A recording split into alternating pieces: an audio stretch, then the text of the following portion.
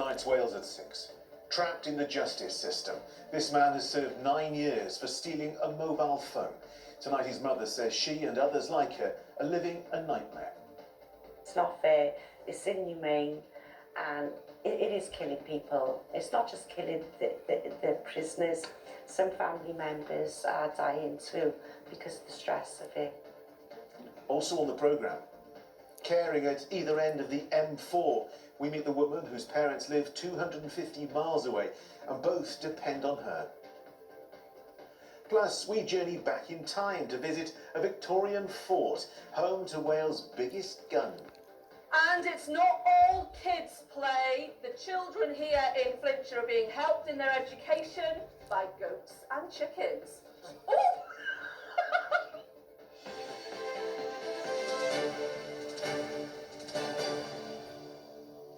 Hello, good evening.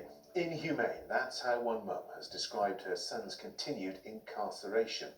Shirley de Bono's son Sean was handed a sentence of nearly 3 years for stealing a mobile phone, but was also given an imprisonment for public protection order, meaning he actually served 9 years and is subject to being recalled for life. Sean's now back behind bars, and despite the process of issuing these orders being stopped in 2012, they haven't been scrapped retrospectively. Our correspondent Richard Morgan has tonight's top story. Shirley de Bono does her best to get on with life, but every day she lives with a nagging anxiety at the back of her mind. Her son Sean has been in prison since March 2024, but his crime, stealing a mobile phone, took place in 2005. Sean was given a so-called IPP, a type of sentence meant to protect the public from dangerous offenders, something Shirley says is deeply unjust. Murderers don't get that long. I don't condone what these people did. They deserve prison, don't get me wrong. You know, give them 2 years, give them 5 years. In the end, you think you give them 10 years, at least they would have had a date of release.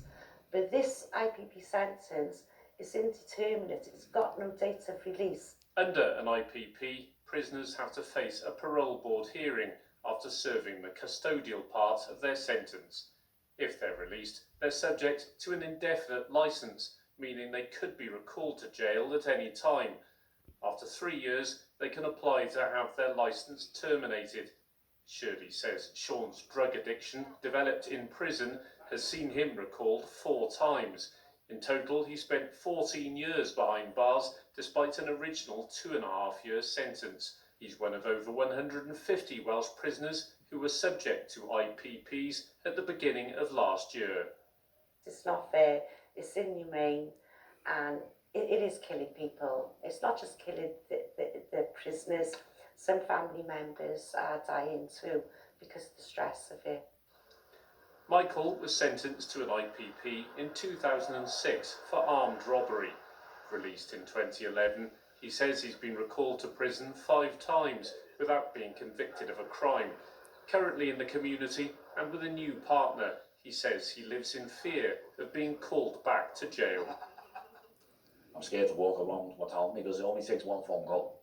And whether I've done something wrong or not, the moment that allegation is raised, I'm back in prison, waiting for them to do their homework to find out whether I actually did anything wrong, and that can take as long as it takes. There will be people watching probably, Michael, who think, you were convicted of a fairly serious offence, and they may not have sympathy. What would you say to them about the particular case that you're in? Well, I've done my time for the offence I committed. I've done the punitive part. I had my punishment. I've received it. I'm trying to make up for the things I've done wrong. I'm trying to rebuild with everybody that I've done wrong to. I'm trying to be a better person. But at what point do I stop getting flogged? IPPs were scrapped in 2012, but the change wasn't applied retrospectively. The UK government have reduced the licence period offenders need to serve before applying to have their IPP cancelled. Progress, the MOJ, said it was determined to continue, but not in a way that undermines public protection. Shirley has launched a campaign calling for Sean and others like him to be resentenced. Now 39 and with 2 children, he's due out next year, but his mother is left to regret what might have been. He would have been out in 2.5 years, he would have been working, settled down, and everything would have been so different. She says it's right her son was punished, but it's unfair that he's been denied the chance to rebuild his life. And Richard's with me now in the studio. Richard, even the man who introduced these orders is now urging a review.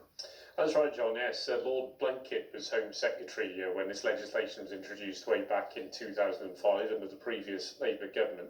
And he said that no one at that time, including him, envisaged that prisoners would be held in prison for this long.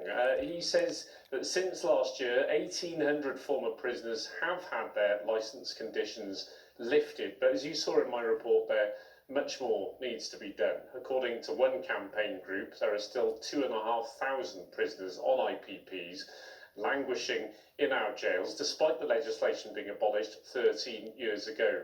Now, those prisoners are known to be much more prone to suicide, they're much more prone to self-harm, and of course there's the financial cost of keeping them in prison for all these years, reckoned to be £144 million per year. So there is a big problem here. Later this month we're expecting more recommendations from a former Supreme Court judge on how to help people who have IPPs, but one former senior judge summed this situation up. He described the IPP as the greatest stain on the criminal justice system, which I suppose just about sums up the strength of feeling here, John. Okay, Richard, thank you very much indeed for that.